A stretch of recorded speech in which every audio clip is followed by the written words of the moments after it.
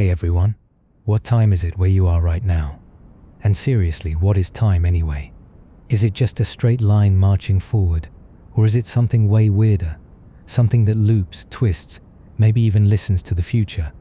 Today we're diving into one of the strangest and most mind-bending ideas in science, retrocausality, the theory that the future might actually be able to affect the past. Yeah, you heard that right. This isn't sci-fi. This is a real, serious question in modern physics. From quantum experiments that make no damn sense to theories that shake the foundation of free will and fate, this topic will mess with everything you thought you understood about reality. So get ready, because by the end of this, the way you think about time, past, present, and future, will never be the same again. What if tomorrow could whisper into yesterday's ear? What if choices you haven't made yet are somehow shaping your life right now? It sounds like science fiction, but welcome to the very real, very strange world of retrocausality. For as long as humans have understood the concept of time, we've thought of it as a one-way street. The past is fixed, the present is fleeting, and the future, it's unwritten. At least, that's what we've always believed. But what if we're wrong? What if time is more like a landscape, where past, present, and future exist all at once and influence each other? What if the future, in some subtle way, reaches back and touches the past? This idea, called retrocausality, flips everything we think we know about cause and effect. It's not just a fun mind game, it's a concept that real scientists are taking seriously. Experiments in quantum physics have shown behaviors that hint, eerily, at the future affecting the past. It's as if nature itself sometimes refuses to follow the rules we've written for it. To get a feel for how strange this can get, imagine this. You're playing a card game, and you shuffle the deck and lay the cards face down. You pick one to turn over, and it's the ace of spades. Now imagine that your choice made right now somehow changed how the deck was shuffled 10 seconds ago. It makes no sense. And yet, in the quantum world, things like this happen all the time. You've probably heard of the butterfly effect, how a tiny event in the past can shape the future in massive ways. Retrocausality is like the reverse butterfly effect, the storm in the future sending tremors back through time to influence the flutter of the butterfly's wings. Of course, it raises huge questions. If the future can affect the past, does that mean everything is already written? Is the future already there, waiting for us to arrive? And if so, who's really in control? As we begin this journey, keep one thing in mind. Time may not work the way we think it does, and if the future can reach into the past, even just a little, then maybe, just maybe, we've been looking at time from the wrong direction all along. So let's dig in. The rules are about to bend. Take a moment and think about everything you did this morning. You woke up, maybe brushed your teeth, had something to eat, and moved into your day. You probably didn't think twice about the fact that those events happened in a specific order. The toothpaste didn't jump back into the tube. The toast didn't unbrown. Time moved forward, as it always does, or at least that's what it felt like. We live inside time. It's the silent rhythm behind every heartbeat, every falling leaf, every turning planet. But what is time, really? And why does it seem to only move one way? Let's begin with something we all experience, the arrow of time. This idea comes from a simple observation. Things change, glasses break, people age, smoke rises and spreads out, never to gather again. These changes are irreversible, and they give us a sense of direction. You never see a shattered cup leap back together. Time, it seems, only flows forward. The arrow of time is deeply connected to something called entropy, a key concept in the second law of thermodynamics. Entropy is, in simple terms, a measure of disorder. The law says that in any closed system, disorder tends to increase. Think of your bedroom. Left to its own devices, it gets messier, not cleaner, unless you put effort into organizing it. The universe, it seems, behaves the same way. It's moving from order to disorder, and that, we think, is what gives time its forward momentum. But here's the twist. The fundamental laws of physics, Newton's equations, Maxwell's equations for electromagnetism, even Einstein's equations of general relativity, don't actually care about time's direction. They work just as well forward as they do backward. Mathematically speaking, the past and future are treated equally. In fact, if you were shown a video of planets orbiting a star or two particles colliding, but played it backward, the physics would still hold up. There's nothing in the core equations of nature that insists time must march forward. So where then does this arrow come from? Why do we feel time moving from past to future? One answer might lie in initial conditions. The universe at the moment of the Big Bang was in a state of extremely low entropy, highly ordered. As it expanded, disorder increased. The arrow of time may just be the story of the universe moving away from that pristine beginning into a state of increasing chaos. If the universe had started out differently, maybe time would feel different too. But now, let's take things further. What if time doesn't flow? What if it doesn't move at all? This is where we meet the idea of the block universe. According to Einstein's theory of relativity, time and space are part of a single entity, space-time. Just as all places exist in space, even if you're not standing there right now, all times may also exist in space-time. Past, present, and future are just there, like the pages of a book. You, the reader, flip through them in sequence, but the book itself already contains the whole story. In the block universe, the future isn't something that will happen. It's something that already is. You just haven't reached that page yet. From this perspective, time doesn't really flow at all. We do. This idea challenges how we experience life. It challenges our notions of free will, of change, of becoming. If the future already exists, then what's left for us to choose? And more importantly, for our journey into retrocausality, if all of time is laid out like a map, why shouldn't events in the future be able to influence events in the past? After all, if it's all just coordinates in space-time, then perhaps cause and effect aren't so simple anymore. Now, let's add one more layer of strangeness. In physics, there's a concept known as closed time-like curves. These are solutions to Einstein's equations that allow for loops in time, paths that curve back on themselves, so that an object could, in theory, return to its own past. Think of it like a racetrack in time. These time loops aren't just fantasy. They arise naturally in some models of rotating black holes and wormholes. Whether they're real or just mathematical oddities, they suggest that time might not be a one-way street at all, but a kind of loop where future and past can connect. But wait, if time can loop, what stops paradoxes? What if you went back and prevented your own birth? Doesn't that break the logic of cause and effect? Physicists have debated this for decades, and some models suggest that the universe simply won't allow contradictions. Events would always self-consistently loop in ways that preserve reality. It sounds impossible until we look at quantum physics, where the rules already start to bend. That's where we're headed next. But before we go there, ask yourself this. If time isn't just a straight line, but a web, a structure that includes loops, connections, and layers, then what does it mean to say something caused something else? And if time doesn't flow, maybe the future isn't waiting for us at all. Maybe it's already reaching out to shape us now. Next, we venture into the quantum world, a place where the rules of reality don't just bend, they dissolve. And it's there that the case for retrocausality truly begins. Time was once thought to be the universal constant, a grand ticking clock that governs the cosmos, absolute, fixed, and shared by all. Before the 20th century, physicists believed that time flowed the same for everyone, everywhere. It was separate from space, and its job was simple, to keep things moving forward.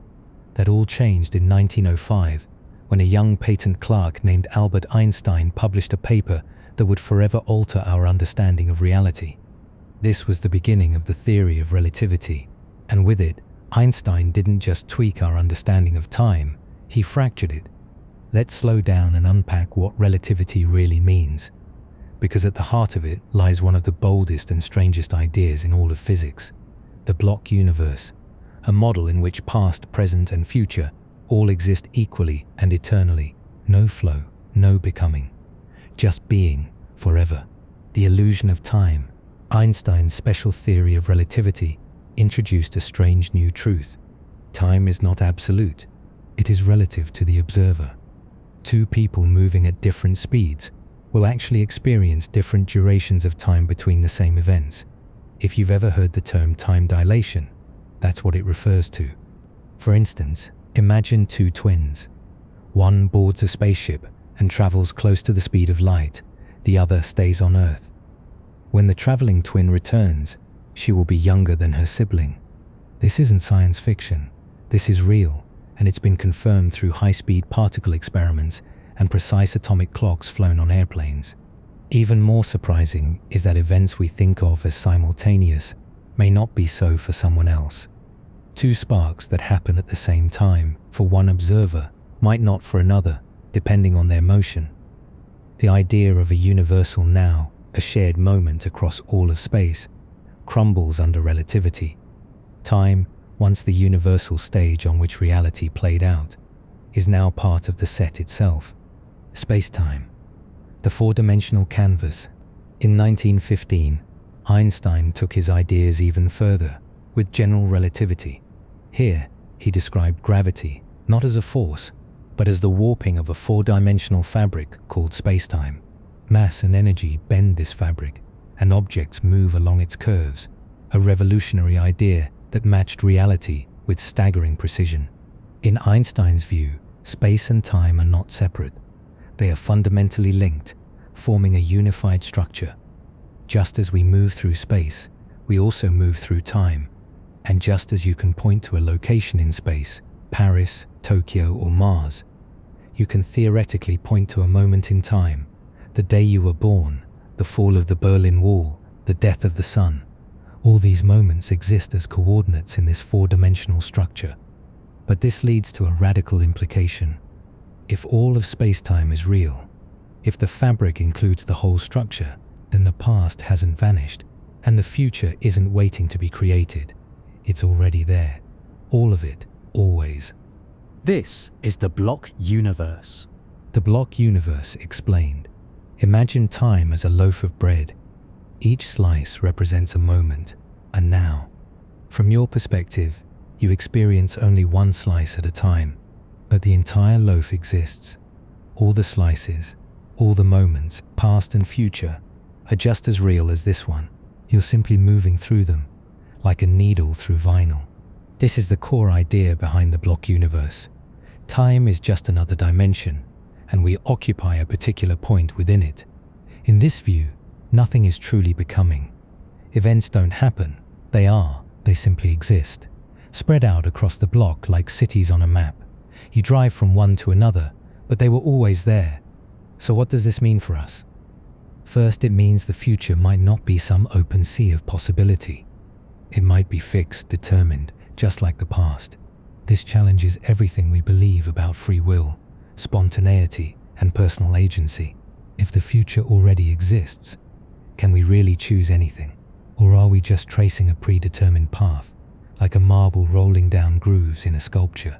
It also means that cause and effect may not be so cleanly separated.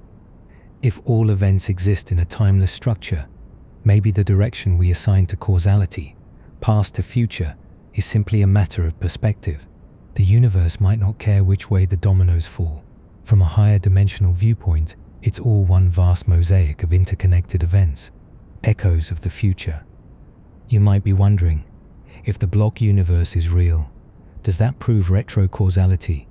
Not quite, but it opens the door. Retrocausality suggests that effects can precede their causes, or that future events can shape the past. In a universe where time is a laid-out structure, rather than a flowing river, such backwards influence doesn't seem so absurd. If the whole block exists, then why shouldn't events in one slice depend on conditions in another, even if those conditions lie in what we call the future? Some physicists argue that certain quantum phenomena, which we'll explore in the next chapters, make more sense when viewed from a block universe perspective. Take entangled particles. Their states seem linked across space and time in a way that defies local causality. The block model offers a possible explanation. Both outcomes already exist in space-time. You're just seeing one unfold at your current position. You are a world line. Einstein once wrote to the widow of a close friend, saying, "For us believing physicists, the distinction between past, present, and future is only a stubbornly persistent illusion." It was his way of saying, don't mourn too much. The people we love, the moments we cherish, they're not gone. They exist forever in space-time, in slices of the block we can no longer access, but that still are. In this vision, you are not just a body moving through time. You are a world line, a long, unbroken path in the fabric of space-time. From birth to death, your entire life is a glowing thread, fixed and eternal. You are every version of yourself, child, teen, elder, all at once, stepping outside time. Here's a final thought to take with you. Imagine a being that exists outside of time, not within the block, but observing it from a dimension above. To such a being, there is no waiting, no becoming, no suspense. Everything just is. This being wouldn't see time flowing like a river. They'd see all of history and all of future as a single still image, a sculpture, frozen in multi-dimensional glory. Now ask yourself, if such a perspective is possible, then why not imagine influences that work across the block, moving not just forward, but backward? Why shouldn't the end of your world line gently shape the beginning? Maybe the future isn't just out there waiting. Maybe it's already guiding your steps. In the next chapter, we'll descend into the quantum realm, a place where reality itself becomes a question. It is here, in the strange behavior of particles and possibilities, that retrocausality truly begins to show its hand. So far, we've torn down the walls of time as we know it. We've challenged the idea that time flows in just one direction. We've glimpsed a universe where past, present, and future coexist, fixed and eternal, in a grand four-dimensional structure. But if Einstein shook the foundations of time, quantum mechanics detonated the entire building. Welcome to the quantum realm, a place so bizarre, so counterintuitive, that even the greatest minds in science have struggled to make sense of it for over a century. It's here, at the smallest possible scales of reality, that the idea of retrocausality becomes more than just a philosophical musing. It starts to look like a necessary ingredient in understanding how the universe truly works. In the world of the quantum, reality doesn't just bend. It collapses, quite literally. The quantum crisis. Let's start with a simple question. What is a particle? In classical physics, the physics of everyday objects, a particle is just that, a little ball of stuff. It has a location, a speed, and a trajectory. We can measure it. We can predict where it's going. But in the quantum world, particles behave very differently. They don't have definite positions or paths until you look. Before measurement, a particle exists in a superposition, a kind of ghostly cloud of all its possible states. It can be here and there, spin up and spin down, go left and right, all at the same time. It's not that the particle is in one place and we just don't know it. It's that it truly exists in all possible states until we look. And then, something strange happens. When we measure the particle, the wave of probabilities collapses into a single, definite reality. The particle chooses a state.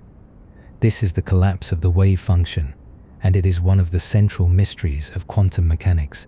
But here's the unsettling part. It appears that the very act of observation, the moment you choose to measure, is what determines reality. That choice, in the present, decides what happened in the past. Not just metaphorically, literally. Schrödinger's cat, death, life, and the moment of truth. You've probably heard of Schrödinger's cat, the famous thought experiment meant to illustrate the absurdity of quantum rules when applied to the everyday world. Imagine a cat in a sealed box. Inside the box is a radioactive atom, a Geiger counter, a vial of poison, and a hammer. If the atom decays, the counter triggers the hammer, the vial breaks, and the cat dies. If the atom doesn't decay, the cat lives. But quantum mechanics tells us that until we open the box and look, the atom is in a superposition, both decayed and not decayed, which means the cat is both alive and dead at the same time. Only when you open the box and observe do you force the universe to choose. Observation determines reality. But what if the moment you look decides whether the atom decayed earlier, even though that decay should have already happened before you open the box? Now stretch this scenario into the real world, into actual experiments with particles, and you'll start to see how dangerous quantum mechanics is to our tidy notions of cause and effect. Delayed choice experiments. When the future decides the past, one of the most famous and mind-bending demonstrations of retrocausal behavior comes from delayed choice experiments, first proposed by physicist John Archibald Wheeler. Here's how they work. In essence, you fire a single photon, a particle of light, through a double-slit apparatus, a setup where it can go through one slit or both. If you don't measure which slit the photon goes through, it behaves like a wave and creates an interference pattern.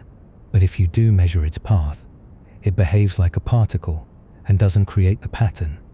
Now here's the twist. In Wheeler's delayed choice version, you wait to decide whether or not to measure the path after the photon has already passed through the slits. And yet, impossibly, the photon's behavior adjusts retroactively. If you choose to measure, it behaves as if it had gone through one slit. If you don't, it behaves as if it had gone through both. It's as though your present decision determines what the photon did in the past. You might be tempted to say the photon knew what you would do and acted accordingly. But that's not how quantum physics works. Instead, it seems the distinction between past and present becomes fuzzy, even meaningless. The act of measurement doesn't just reveal a pre-existing reality, it creates it backwards in time. The quantum eraser, undoing the past, and it gets even weirder. In the quantum eraser experiment, you can erase the which path information after the photon has been detected, and this changes the interference pattern that appeared earlier. It's like catching the photon doing one thing, then erasing your knowledge of it, and suddenly, the earlier result changes to match your new ignorance. Let that sink in. You can affect the outcome of an experiment after it has happened. How is that possible? One interpretation, and there are many, is that reality doesn't truly become real until all the relevant information is resolved, even if that means events in the future are needed to finalize what happened in the past. This is not time travel in the science fiction sense. It's something subtler and more fundamental, a non-linear entanglement of events across time. Causality under threat. These quantum experiments threaten our basic understanding of causality, the idea that causes precede effects, that A leads to B. In the quantum world, A and B can be entangled across time. They are part of a larger, space-time-wide tapestry, where before and after might not be as rigid as we think. One school of thought, the two-state vector formalism, suggests that particles are defined not just by their past, but also by their future. In this view, the state of a quantum system is described by two vectors, one evolving forward from the past and one evolving backward from the future. The present is the meeting point, a handshake across time. Another interpretation, the transactional interpretation, goes even further. It proposes that particles send offer waves forward in time and confirmation waves backward in time. When the two waves connect, a quantum event becomes real. This means quantum events are formed by a dialogue between past and future, the collapse of certainty. Quantum mechanics doesn't just mess with our understanding of time, it smashes the idea of certainty. At the most fundamental level of reality, the universe isn't made of solid facts, it's made of possibilities, and those possibilities only become actual when observed, not just by us, but by anything that counts as a measurement. Before measurement, reality is fuzzy. After measurement, it is fixed. But in quantum mechanics, when a measurement happens and what it chooses to fix might not be neatly pinned to a moment in time. The arrow of causality, pointing from past to future, may be an illusion born from our limited view. The deeper truth could be this: reality is not built linearly, but relationally. Past and future collaborate to create the present. Events are interwoven, not strung together. And retrocausality, the idea that the future can influence the past, may not be just possible, It may be inevitable. The quantum mirror. Stand in front of a mirror and think of this. What you see is a reflection delayed by fractions of a second. Now imagine a mirror across time, a reflection not just of your body, but your choices, your observations, your potential. Could it be that your future self is staring back through the veil, shaping the very quantum decisions unfolding right now? Perhaps your present moment is a result not just of your past, but of your future already reaching out. We end this chapter not with clarity, but with awe. Quantum mechanics has shown us that certainty is dead. The ground beneath cause and effect is cracked, and in the rubble, retrocausality rises. No longer just a speculation, but a serious contender for how reality might actually work. In the next chapter, we will step out of the lab and into the frontiers of theory. Because while quantum experiments show us what might be happening, physicists have developed full-blown models, rigorous mathematical frameworks, where retrocausality is built into the heart of nature. Are you ready to follow the equations into the future that creates the past, If our journey so far has left your concept of time rattled and your understanding of causality upside down, then hold on, because we are now entering the terrain where reality itself seems to rebel. In this chapter, we'll examine the real, peer-reviewed, Nobel Prize-adjacent experiments that simply shouldn't make sense if time moves only forward. These experiments don't merely suggest that the future can influence the past, they scream it. They expose cracks in the classical worldview so large that physics itself risks falling through. And yet they've been done, repeated, confirmed, and still, they defy logic as we know it. This is not pseudoscience. This is not science fiction. This is the edge of the scientific method, staring back at us with results that feel more like riddles than revelations. Welcome to the twilight zone of the laboratory, where particles act like prophets, decisions echo backward through time, and measurement itself becomes a conversation with the future. The double-slit experiment, the original paradox. Before we go further, let's revisit the double-slit experiment, because many of the strangest experiments we'll discuss are just weird twists of this one elegant setup. Here's how it works. Imagine firing photons or electrons, or even large molecules, one at a time through a barrier with two slits toward a screen. If you don't observe which slit the particle goes through, you'll see an interference pattern on the screen, like the particle somehow interfered with itself, as if it went through both slits at once, as a wave. But if you place a detector to observe which slit the particle uses, the interference vanishes. The particle behaves like a tiny marble, choosing just one path. Your act of observing changes the result. And this remains true even if you delay your observation until after the particle has passed through the slits. Already, this is strange, as if the particle's past behavior depends on whether or not you decide to look after it has already moved. But it gets even stranger. Wheeler's delayed choice experiment, reality on hold. John Archibald Wheeler took this idea and pushed it into even more radical territory with what he called the delayed choice experiment. Here's the setup. Instead of a regular double slit, imagine a device where you can choose at the last possible moment after the particle has entered the system whether to measure its path or not, and somehow your choice of measurement seems to retroactively determine whether the particle behaved like a wave going through both slits or like a particle going through one. Imagine throwing a baseball through a gate, but deciding after it lands whether to ask it which gate it passed through. And depending on your choice, the ball suddenly behaves as though it passed through both gates or only one. This defies common sense. The particle's behavior in the past seems to depend on a choice you make in the present. Let that sink in. Wheeler's experiment has been performed many times with photons and atoms. The results remain consistent. The delayed measurement appears to affect past behavior. This challenges our very assumption that reality has any definite properties before we measure it, or that before and after are meaningful at all. The quantum eraser, rewriting the past. Building on Wheeler's work, physicists introduced the quantum eraser, and things got even more bizarre. In this variation, you can erase the which path information after the particle has been detected, and this somehow changes the earlier interference pattern. That's right, you can erase information in the present, and that decision appears to rewrite the outcome of the past. In one version, entangled photon pairs are created. One photon goes through the slits, the other is sent far away to a separate detector. The decision to erase the path information is made only when the second photon is measured, long after the first photon has already hit the screen. But incredibly, the pattern of hits on the screen depends on whether the second photon was used to retrieve or erase the which path information. It's as if the universe waits to finalize the past until you decide something in the future. And it doesn't stop there. Time-symmetric quantum mechanics, handshakes across time.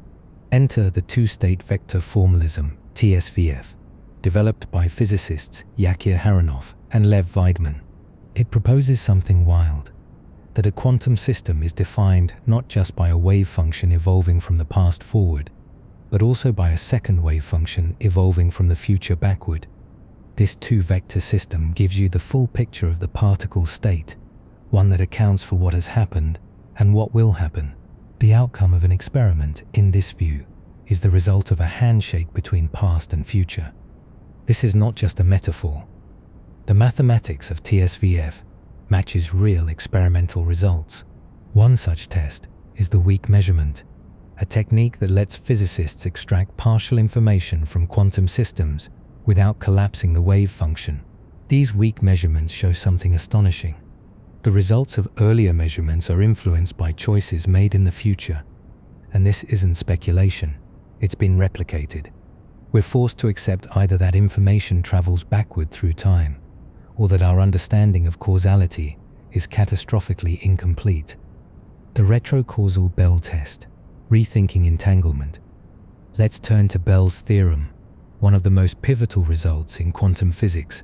It tells us that if quantum entanglement exists, then either locality or realism, or both, must be false.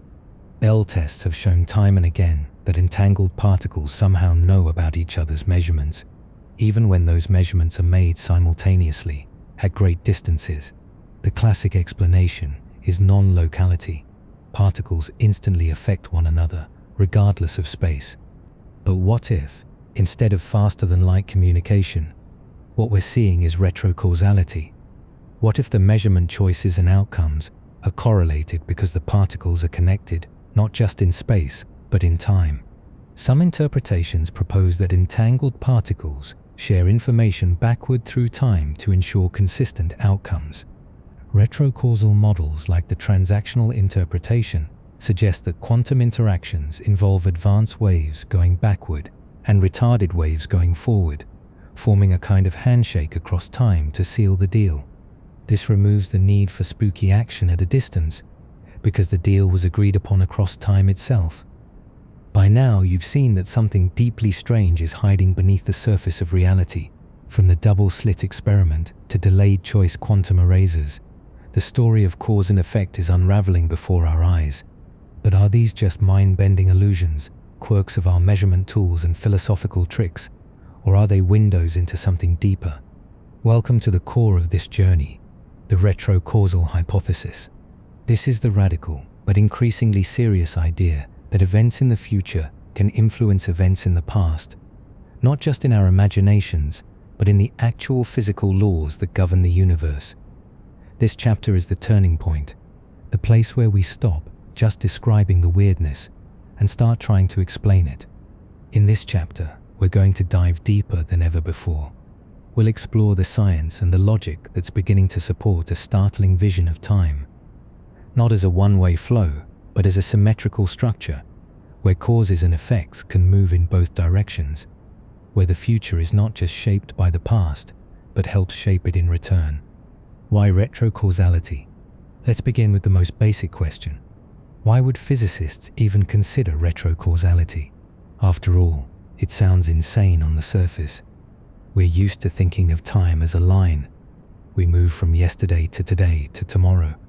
We remember the past, but not the future. So why bother inventing a theory that sounds like science fiction? Here's the answer. Because the laws of physics themselves already allow it. Almost all the fundamental equations of nature, from Newton's laws to Maxwell's equations to Schrödinger's wave equation, are time symmetric. That means they work the same forward or backward. If you take a video of two planets orbiting each other and play it in reverse, the math still checks out. There's no preferred direction, no arrow of time. So where does the arrow of time come from? Most physicists say it comes from thermodynamics, the fact that entropy disorder always increases. But entropy is not a fundamental force, it's a statistical tendency. It's about likelihoods, not absolutes. The universe doesn't have to go forward, it just usually does. This leads to a strange conclusion. The arrow of time is not built into the laws of physics. It may be an illusion, or at least a macroscopic artifact. So if time is fundamentally symmetric, then maybe causality itself can be bidirectional. Maybe the future can affect the past, just like the past affects the future. And suddenly, all those weird quantum experiments, delayed choices, quantum erasers, entanglement correlations start to look not like paradoxes, but like evidence. The block universe revisited. Let's pause and bring back a concept from chapter 3, the block universe, born from Einstein's theory of relativity. In this model, the past, present, and future are all equally real. Time is a dimension like space, and all moments exist simultaneously in a fixed four-dimensional structure. We don't move through time any more than we move through a painting. We just experience different parts of it based on our perspective. In this view, there's no metaphysical difference between now and later. They're just slices of the same whole. This alone cracks open the door to retrocausality. If the future already exists, just like the past, then what stops it from playing a causal role? In fact, the block universe almost demands that we take retrocausality seriously. If the future is as real as the past, then why should only one be able to influence the other? The two-state vector formalism, TSVF. Let's get more technical. The two-state vector formalism, or TSVF, is one of the most elegant and widely studied retrocausal interpretations of quantum mechanics. It was developed by Yakir Haranov, Peter Bergman, and Joel Lebowitz in 1964, and has gained momentum over the decades. Here's the basic idea.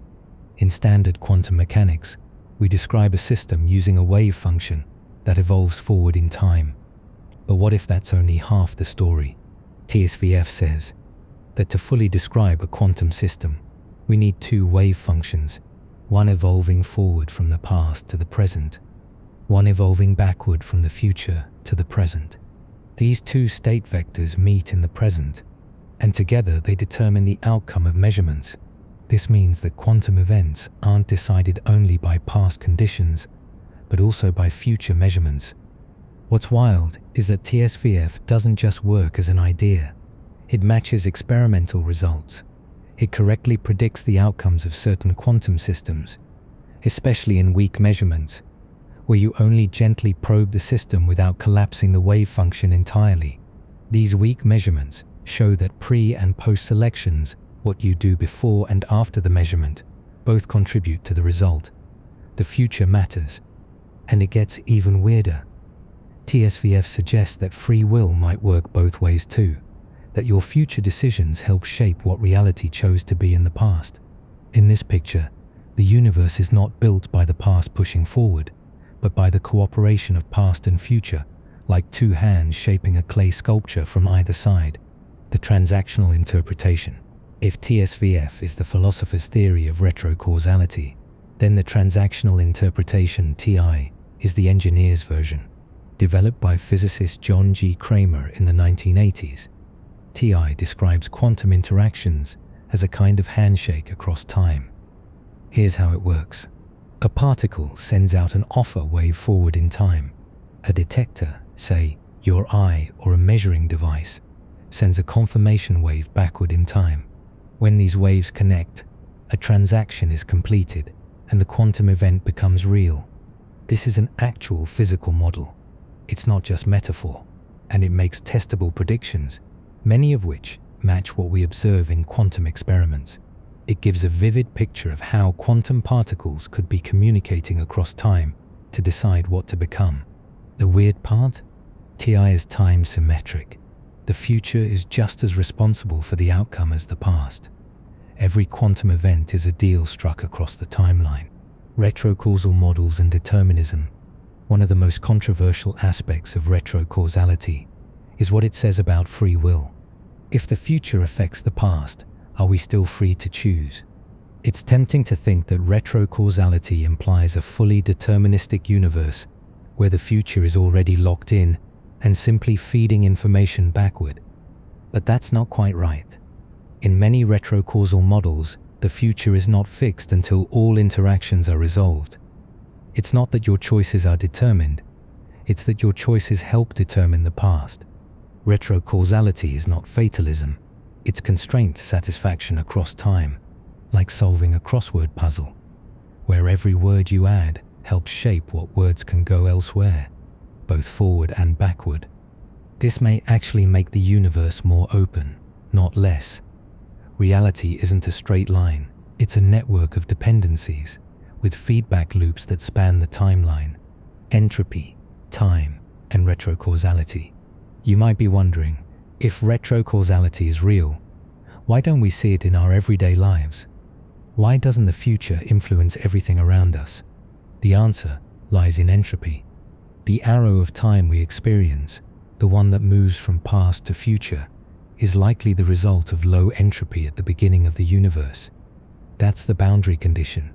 Everything flows forward because we started from an incredibly ordered state. But that doesn't mean no retrocausal effects exist. It just means they're subtle, hiding in quantum systems where entropy doesn't dominate. The low entropy beginning doesn't rule out retrocausality.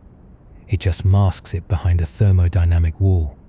As some theorists argue, retrocausality could be the explanation for why the universe is fine-tuned the way it is, because future outcomes help shape the past conditions that led to them. This flips the entire idea of initial conditions on its head. Experimental hints of retrocausality.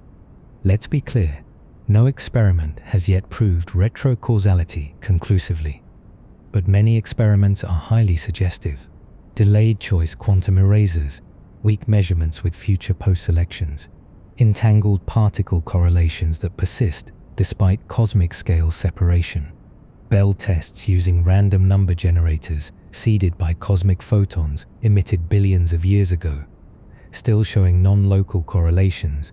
All of these hint that the future knows something, or at the very least, that the division between cause and effect is far more fluid than we thought. Toward a new physics, the retrocausal hypothesis is not yet mainstream, but it is gaining traction, not just as a curiosity, but as a serious attempt to unify what we know. It offers answers to persistent problems in quantum mechanics: why wave functions collapse, why particles seem to know future conditions, why entanglement works across space and time. And maybe more importantly, it opens new doors to technologies, to theories of consciousness, to models of time travel that respect the laws of physics. Retrocausality is not the end of physics. It might be the beginning of a whole new way of understanding it. In the next chapter, we'll journey into the mind, into the realm of consciousness, decision-making, and what it means to be an observer in a possibly retrocausal world. If the future influences the past, then what role does the human mind play in shaping reality? And could our own thoughts be part of that strange feedback loop across time? The retrocausal rabbit hole only goes deeper from here. If retrocausality is real, if the future can reach into the past, then we must confront one of the oldest, most profound questions in human history. Are we truly free? Or is everything, down to our last breath, already written? This isn't just a philosophical musing anymore. With physics now flirting with the idea that future events can influence present outcomes, the idea of free will and destiny takes on a new and startlingly scientific dimension. This chapter is our deepest dive yet. We're not just exploring theories and equations, we're probing the very structure of human existence. What does it mean to make a choice in a universe where the future may already be playing its part? What happens to morality, responsibility, and identity when time is a loop and not a line? This is the collision point, where the cold precision of physics smashes headfirst into the raw human experience of choice, hope, regret, and meaning. What is free will really? Let's first define what we mean when we say free will. At its core, it's the idea that you are the author of your actions, that you could have done otherwise. If you chose tea over coffee this morning, it wasn't because of some predetermined cosmic script. It was because you chose to, because you decided. Free will implies unpredictability, not randomness, but authorship, a unique fingerprint of consciousness acting in a moment of openness. It implies that your mind isn't just a puppet of atoms and past events. It's a real agent. But physics has long been skeptical of this, and with retrocausality on the table, the challenge becomes even more complex. 2. Determinism and the illusion of choice. In a classical deterministic universe, everything flows neatly from the past. Your choices today were encoded in the Big Bang, outcomes of a chain of causes so long and dense that it feels like free will, only because we can't see the mechanism. That view, while cold, is logically airtight in classical mechanics. But quantum mechanics shook that certainty. Suddenly, randomness entered the stage. The universe wasn't just clockwork anymore. And then came retrocausality, suggesting not only that the past shapes the future, but that the future shapes the past. Now we're in totally unfamiliar territory. The idea that our future choices might reach backward into time doesn't sound like freedom. It sounds like reverse predestination. If something in the future is already influencing now, are we free or just part of a time loop that enforces itself? To answer that, we need to look at how retrocausality actually works and what kind of determinism, if any, it implies. 3. Bidirectional causality, ni fatalism. Retrocausality is often misunderstood as fatalism. That is, the belief that everything is pre-written and unchangeable, that the future is as fixed as the past, and nothing you do can matter. But the leading retrocausal interpretations, like the two-state vector formalism and the transactional interpretation, do not require a fixed, dead future. Instead, they describe a universe where present events are constrained by both past and future boundary conditions, like the way both ends of a string determine its shape. Think of it like this. Imagine you're solving a crossword puzzle. As you fill in clues, you reduce the options for other answers. But you're not just being pushed by previous answers, you're also being guided by the empty boxes still to come. The final solution is self-consistent, but you're an active participant in shaping it. Retrocausality may work the same way. In this view, free will doesn't vanish, it evolves. It becomes a matter of co-authorship with time. You still choose, but your choices help write the past just as much as they write the future. This is not freedom from causality. It's freedom within a deeper, richer form of causality. Eve, the observer effect, and conscious participator. Quantum mechanics already forces us to acknowledge the role of the observer. Particles don't have definite positions or states until they're measured, and some interpretations suggest that conscious observation collapses the wave function, that mind is part of the machinery that makes reality real. So what happens if we add retrocausality to this mix?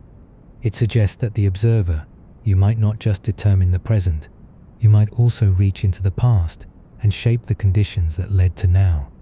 This is where physics meets metaphysics. It means that consciousness could be more than a passenger in time. It could be a steering wheel, not just on the road ahead, but on the one behind. In this context, free will becomes a temporal feedback loop. Your decisions now send ripples, not only forward, but backward, subtly influencing the probabilities that led up to this moment. And the future you're moving toward is one you helped build in both directions. V. Retro-time ethics. If you shape the past, are you responsible for it? Now things get strange. If your future actions can influence the past, are you responsible for what already happened? For example, if a scientist sets up a quantum experiment and their future decision influences the earlier behavior of a particle, are they in some way accountable for the past? Retrocausality demands a new ethics, a kind of temporal morality where choices ripple across the timeline in both directions.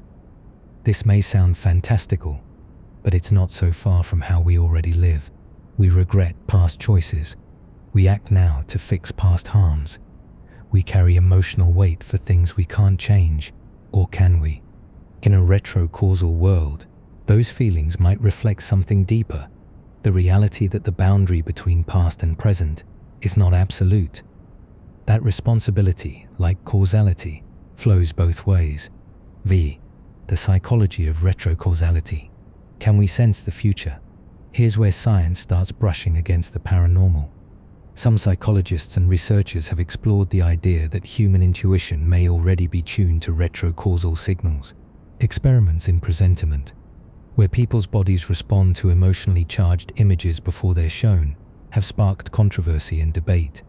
If retrocausality is a real part of physical law, then it might not just be detectable in particles and equations. It might show up in our nervous systems, our dreams, our instincts. It could mean that we have an unconscious feedback loop with the future, one that we don't fully understand, but that guides us in ways we've yet to measure. Could déjà vu be a form of backward feedback? Could decision-making involve tiny retrocausal tugs from outcomes yet to come? We don't know yet, but the door is open. Retrocausality blurs the line between science and the intuitive experience of time. We've always found mysterious the destiny paradox. Can you change the future? Now comes the biggest question of all. Now, if the future already exists, as the block universe and retrocausal theories suggest, can you still change it? It depends on what we mean by change. In a universe where all of time is a self-consistent structure, you don't change the future. You are part of how it unfolds. Your choices are part of the fixed pattern. But there's a twist. Many physicists who study retrocausality believe the future is not fully fixed. Instead, it emerges through constraint satisfaction, a balance between initial conditions, final outcomes, and conscious choices in between. In this view, destiny is not a script, it's a puzzle, one where your every decision shapes the possible outcomes that still lie ahead and reshapes the logic of what has already happened. You are not a passenger. You are a co-creator of time. 8. A new vision of freedom. So where does this leave us? Retrocausality doesn't kill free will. It expands it. It asks us to stop thinking of time as a river we float down, and instead see it as a living web, a network of cause and effect, past and future, intention and outcome, all linked in a multidimensional dance. In this world, free will isn't the power to defy the past. It's the power to weave the past and future into a meaningful present. And destiny. It's not a cage, it's a co-written story. One where you hold the pen, and so does your future self. This doesn't diminish human freedom, it amplifies it. It transforms it from a linear spark into a temporal resonance, echoing across the structure of time. In the next chapter, we'll explore how these ideas may reshape not just physics or philosophy, but the very technologies we pursue and the civilizations we imagine. What happens if retrocausality isn't just a theory, but a tool? What might we build if we can harness causality in both directions? The future may not be set in stone, but it may already be whispering to us, if we know how to listen, if retrocausality is more than mathematical fancy, if it truly operates within the fabric of our universe, then we must begin to ask, where does it show up in the world around us? Is it hidden only in the cold precision of quantum experiments and particle detectors? Or could it be flowing through the structure of life, the ecosystem of thought, the labyrinth of the mind? Could nature itself, in all its biological brilliance and self-organizing complexity, be a participant in this strange feedback loop of time? Could the mind, not just as an observer, but as an active agent, already be wired to feel the tugs and pulses of events that haven't yet occurred? Could instinct, evolution, and consciousness be shaped not just by the scars of the past, but by the pull of a future already written into the equation? The universe, if retrocausality is real, is not a collection of isolated moments falling like dominoes. It is more like a great chord a resonating structure where every note, past or future, harmonizes with every other. In this new vision of time, events do not simply march forward in a line. They resonate, they echo, and they call to one another across the timeline. The patterns of biology, the rhythms of life, and the flash of insight in a thinking brain all might be playing within that echo. Let's begin with nature. The living world is filled with behaviors that seem predictive, adaptive, strangely pre-tuned to conditions that haven't yet arisen. Migrating birds take flight days before weather changes. Plants adjust flowering cycles in ways that seem synchronized with upcoming environmental shifts. Some of these behaviors, of course, can be explained through classical mechanisms, genetics, evolutionary memory, feedback systems, finely tuned by trial and error, but others defy such simplicity. They hint at something more subtle, a kind of temporal anticipation built into life itself. Could it be that organisms are not only reacting to signals from the past, but responding to ripples from the future? Evolution itself is a system of slow trial and error. But what if it's not entirely blind? What if certain outcomes are in a strange way favored not only because they succeeded in the past, but because they resonate with futures in which they continue to succeed? If retrocausality truly exists at the quantum level, and if quantum processes are at work within biological systems, as some researchers in quantum biology are beginning to argue, then life may be tapping into two-way causality without our conscious awareness.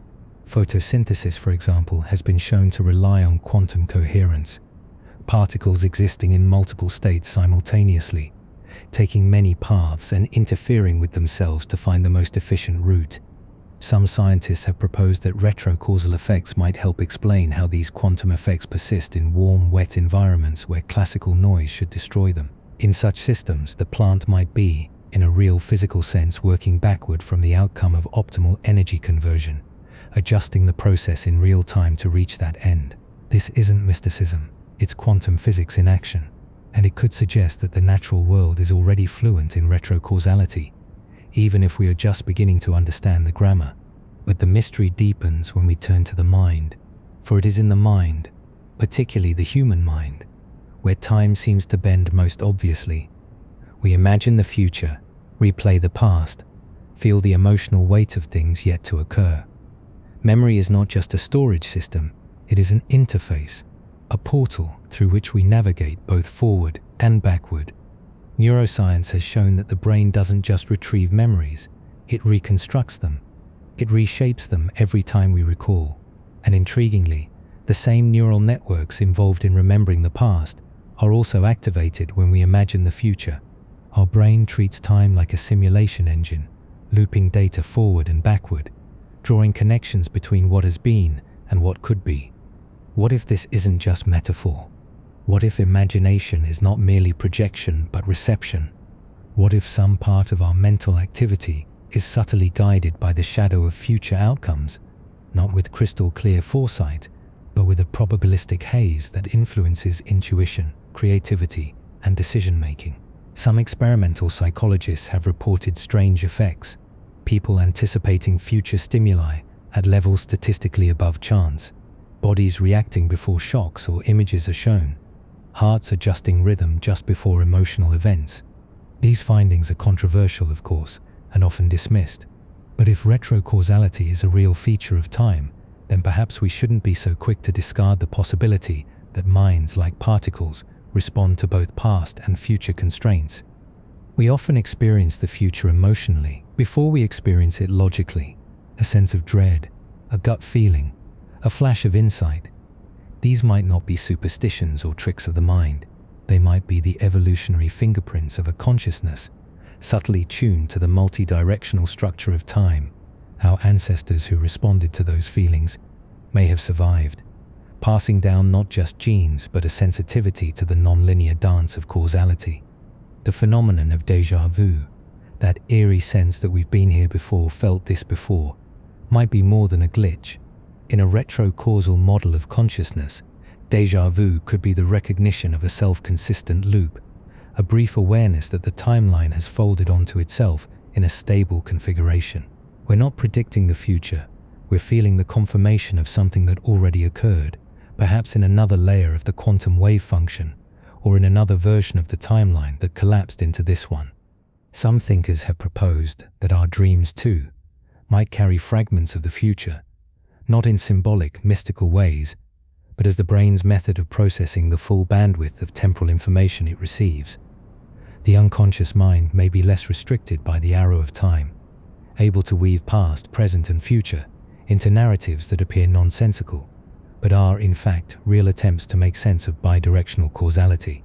The challenge lies not in rejecting these ideas, but in building the tools to test and measure them. And then there's the question of creativity, the sudden flash of genius, the solution that seems to arrive from nowhere, fully formed. Could creative insight be a kind of retrocausal echo, a mind catching, however faintly, the resonance of a future it will one day help create? When Mozart claimed he could hear entire symphonies in his head before writing a note, was he tapping into something beyond linear time? When Einstein visualized the bending of space before the math confirmed it, was he glimpsing a consistent future that already contained his equations? Retrocausality, if embraced fully, challenges the very notion of cause and effect. It suggests that time is not a path we walk through, but a field we inhabit, where the ripples of our future lives move in both directions, shaping us in ways we are only beginning to comprehend. The natural world and the human mind may not be exceptions to this rule. They may be its most fluent expressions: evolution, instinct, intuition, insight.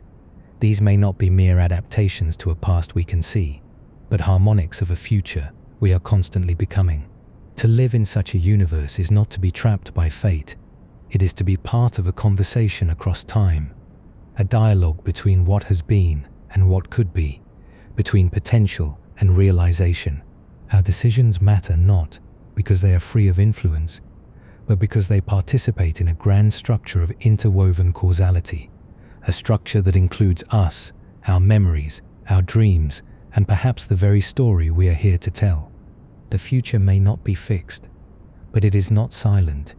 It sings softly, subtly, through the fabric of nature, through the circuitry of the mind, through the quantum murmur of the world. And if we learn how to listen, we might begin to understand the deepest truth of all, that the past and the future are not enemies, they are partners, and we, for all our fleeting thoughts and fragile moments, are the bridge between them. If retrocausality is more than just a bizarre quirk of quantum theory, if it is a fundamental part of reality, then the most haunting question of all inevitably arises: can we use it? This chapter does not pretend to offer the answers, only the possibilities that both thrill and terrify. For if the future can influence the past, then time is not just a passive stage on which reality plays out. It is an active medium, malleable, recursive, responsive, and once something becomes manipulable, human history has shown only one consistent truth: we will attempt to control it. But how do you control time, especially when its rules are so deeply embedded in everything we think we understand? Until now, time has always been the one thing beyond our grasp. We can't stop it, slow it, reverse it. We can't even see it directly. We experience it through change, through memory, through decay. But with the concept of retrocausality, the paradigm begins to crack. It opens a crack just wide enough to wonder if future events can influence past states at the quantum level. Can this be harnessed, directed, scaled? Let us begin with what we already know. At the tiniest scale of the universe, the level of photons, electrons, and atoms, there are hints that the arrow of time may not be one-directional. In certain quantum experiments, choices made in the present appear to affect the behavior of particles in the past. It's subtle, statistical, and easy to dismiss unless you're paying close attention, but it's real enough to force physicists to consider retrocausal interpretations of quantum mechanics. Now imagine taking those tiny statistical whispers and amplifying them into something useful. The problem, of course, is that quantum effects tend to decohere, dissipate, as soon as they interact with the larger classical world. This is why quantum computing is so difficult. The information is fragile. But it is not impossible. If a sufficiently stable system could be created, one in which retrocausal interactions are not only preserved but directed, then we might be on the cusp of something we've never dared take seriously outside of science fiction. A technology not of transportation through time, but of influence through time. The implications are staggering. We're not talking about time machines in the classical sense, not DeLoreans or wormholes or portals. We're talking about devices that could in principle send signals backward in time, not people, not matter, information. In a universe where information defines structure, energy, and reality itself, the ability to influence even a fraction of a system's earlier state could have monumental consequences. It could allow us to reshape probabilities, optimize outcomes, avoid catastrophe, not by brute force, but by rewriting the subtle initial conditions that give rise to everything that follows. The first such application might be a form of hyper-prediction, a predictive engine that doesn't merely extrapolate trends from past data, but receives guidance from outcomes that have already occurred in the future. It would look like prophecy. It would feel like foresight, but it would be built on feedback loops, experiments, and temporal resonance. And the moment such a device becomes even marginally effective, the world changes forever. Imagine economic systems running simulations whose outcomes guide their own input parameters, forming a loop that tightens over time, reducing volatility. Imagine medical diagnostics where devices tune themselves to health outcomes before symptoms fully appear. Imagine security systems that react to events seconds before they happen, subtly altering the variables that allow those events to arise. Imagine scientists running experiments where the results shape the experimental design retroactively, collapsing infinite possibilities into singular, precise breakthroughs. At first, such systems might seem like nothing more than probabilistic optimizers, just better algorithms. But as the data sharpens and the feedback becomes more reliable, they might start to behave as though they know what is coming. Not in the mystical sense, in the physical, mechanical, testable sense. A machine learning model trained not only on past input, but on retrocausal feedback from verified future states. This would not be a technological evolution. It would be a rupture, a fundamental shift in what it means to build, to plan, to invent. Time would no longer be something we work within. It would be a resource we negotiate with. There are risks, of course, immense ones. If information from the future can affect the past, what happens to causality, to truth, to trust? What happens when the very act of predicting an event changes the conditions that led to it, when every insight becomes a variable in its own unfolding? You might end up with loops, feedback systems where events are caught in recursive cycles, becoming more about internal consistency than external truth. History might become less about what happened and more about what had to happen in order for certain predictions to remain coherent. Then there's the ethical dimension. Who controls access to retrocausal systems? Who gets to decide which futures are allowed to shape which presents? If the system selects outcomes based on a predetermined set of goals, whose goals are they? If a government or corporation controls the signal, could they create a world that reinforces only certain realities, excluding others before they even get a chance to begin? Retrocausal technology could become the ultimate tool of soft control, not by changing the world through force, but by engineering the past so that only one future is ever possible. Perhaps the most dangerous aspect of all is this: we might not even notice it happening. Unlike technologies that build upward, phones, rockets, servers, retrocausal systems build inward. They adjust timing. They fine-tune outcomes. They don't leave obvious footprints. And so, we might find ourselves living in a world increasingly shaped by futures we do not yet understand. Decisions subtly optimized by signals from events that have not yet occurred. But what if we could harness this constructively? Imagine scientific collaboration no longer limited by the trial and error of linear time. Imagine creative breakthroughs shaped by resonance with future expressions of art and thought. Imagine education systems that dynamically adapt to future needs, not by guessing, but by actual feedback from futures already in motion. It would be like standing on the shore and watching waves from a distant storm arrive before the storm itself is visible.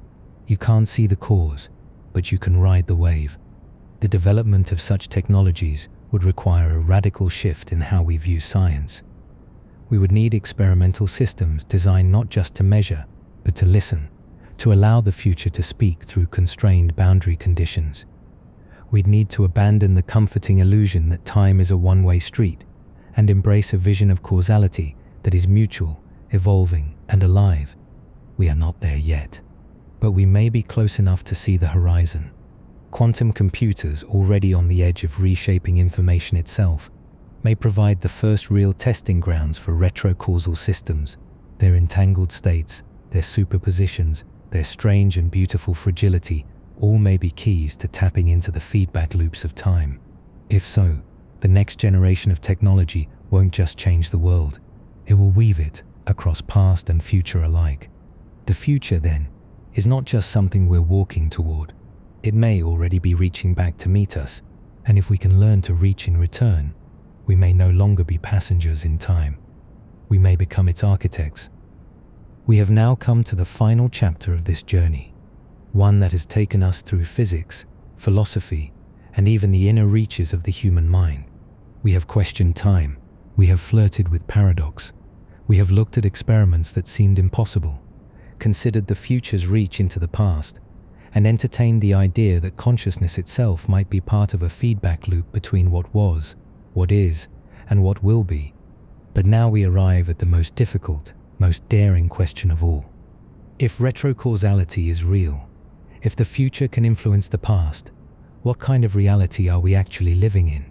Because if that premise is true, then the model of reality we've relied on for centuries, of a universe that unfolds like a clockwork mechanism, tick by tick from past to future, is broken, not outdated, not incomplete, broken, and we are left standing in the rubble, looking for a new way to make sense of everything. Let us begin with a foundational realization. Time is not what we thought it was. It may not even be flowing. What feels like the passage of time, the sensation of moving from moment to moment, could be a psychological illusion, a feature of our brains evolved to interpret change in a linear fashion. The past and future may not be directions. They may be relationships, snapshots connected by causation, correlation, entanglement, or something stranger still. If the universe is a four-dimensional block, as the theory of relativity suggests, then all events that ever will happen already exist, fixed in space-time like stars in the sky. There is no movement, only structure. But this raises a terrifyingly profound implication. Our experience of choice, of agency, of effort, is it also an illusion? No. And this is where the retrocausal model changes everything. In a block universe without retrocausality, you are like a train on a track, moving through events that are already written. You have no freedom. But in a time-symmetric universe, where cause and effect can loop and intertwine, you are not a passenger. You are a participant, a resonator, a node in a network of temporal influence that stretches both backward and forward in time. In this model, your actions affect not only what comes next, but also what came before. This is no longer determinism. This is co-determinism, where past and future co-create each other, where history is not set in stone, but is continuously shaped by the future's needs, by the paths that succeed, by the consciousness that moves in two directions. Now take this model and expand it to the scale of the cosmos. Imagine a universe not as a domino chain toppling from the Big Bang onward, but as a feedback-rich system, tuning itself, a symphony, not a march. It begins not just with an explosion of matter and energy, but with constraints, boundary conditions from both the past and the future. In such a system, the end state of the universe is not a passive outcome. It is part of the equation from the beginning. Final causes exist alongside efficient ones. Teleology, the ancient controversial idea that nature has goals, returns through the back door of physics. Could this explain why the universe is so improbably tuned for life? Why the physical constants are just right to allow atoms to form, stars to ignite, and planets to harbor biology? In a universe governed by retrocausal logic, life isn't just a lucky accident. It is part of the self-consistent structure, our existence here and now, helps select the initial conditions that made our existence possible. It's not design in the traditional sense. It's temporal feedback, self-selection across time. And what does this mean for us? These strange talking apes walking the earth, building telescopes, falling in love, telling stories. It means we are not anomalies. We are necessary. We are the agents through which the universe becomes aware of itself, not just across space but across time. Our thoughts, dreams and decisions may ripple not only forward into the future, but backward into the very shape of reality. Your choice to act with compassion today might ripple back and change the context in which that action becomes possible. Your thoughts about tomorrow might help shape the yesterday that delivers it. This brings us to consciousness, not as a byproduct of biology, but as a fundamental aspect of the time-looping universe. Consciousness may be what allows retrocausal feedback to stabilize, a local collapse of indeterminate states into meaningful, lived moments. Each of us becomes a participant in reality making, not just because we observe, but because we feel, intend, choose. Suddenly, spiritual and philosophical traditions that long spoke of interconnectedness, karma, destiny, or the unity of all things are not just metaphorically true. They may be physically true, seen through the lens of time symmetry. Your life is not a line. It is a strand in a braided rope that weaves back through your ancestors, forward through your descendants, looping and binding the entire tapestry of being. And because of retrocausality, the choices you make today are not only shaped by your past, they may be whispering into it, shaping the world that led to this very moment. There are consequences to this model of reality, some awe-inspiring, others deeply unsettling. It means fate and freedom are no longer opposites. They are entangled. You are free because the future is already shaping your past. But you are also responsible because the outcomes you create echo backward as well as forward. There is no longer any safe place to say this doesn't matter. It all matters. Every choice, every thought, every possibility adds its resonance to the shape of time itself. It means the future is not just waiting to be discovered. It is waiting to be remembered. And it means that meaning, real, objective meaning, may not be a human invention. It may be a physical process. Retrocausality creates a kind of universal intelligence where outcomes feed back into causes and structure emerges not from chaos, but from coherence across time. Meaning may be what happens when enough loops converge into a self-consistent whole. When time, intention, and consciousness align. Some may call this mysticism. Others will call it science. The truth is, it is both, and neither. It is something new. We are standing at the edge of a paradigm shift, a point where our deepest scientific theories begin to intersect with our oldest human intuitions. The idea that we are part of something larger, that time is alive, that the future calls to us, not just as a promise, but as a collaborator. Retrocausality is not just about physics. It is about identity, purpose, story. So here we are at the end of the book. But perhaps in a retrocausal world, this end is also a beginning. A seed planted in your mind, now echoing backward into the choices that brought you here. Perhaps you were meant to read these words. Perhaps the future needed you too. So what will you do with this knowledge? Because the universe is still listening, and so is the past.